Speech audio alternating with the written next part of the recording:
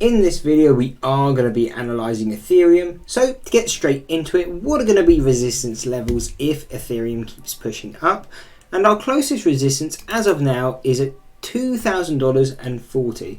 So seeing this is where we pulled back last time. Coming into this level is where the pullback started.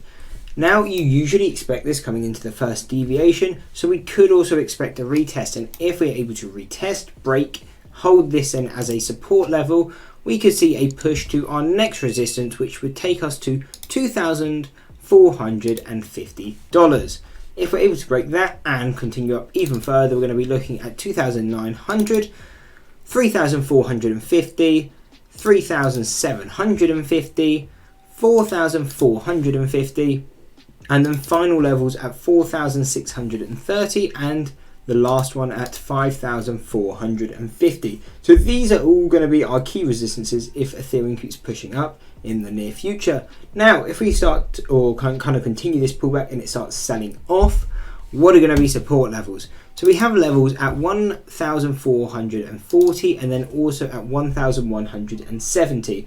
Now, these are our statistical means. So we don't tend to really buy at these levels because these are the levels where we expect the stock to reverse to. So instead of buying at these, if we're shorting Ethereum right now, for example, our target would be statistical mean. And if we were buying at, say, the first deviation, our target would be the statistical mean. So yeah, again, we don't really tend to buy them, but they're good to know just to see where some support levels are.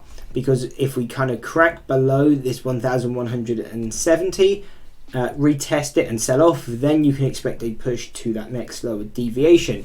And in this case, that would take us to $450 and around $320. Now, obviously, this is very far off from where we are now. Is this likely to happen in the near future? Probably not. So instead, we would be looking at the 52-week low, which would take us to around $1,000.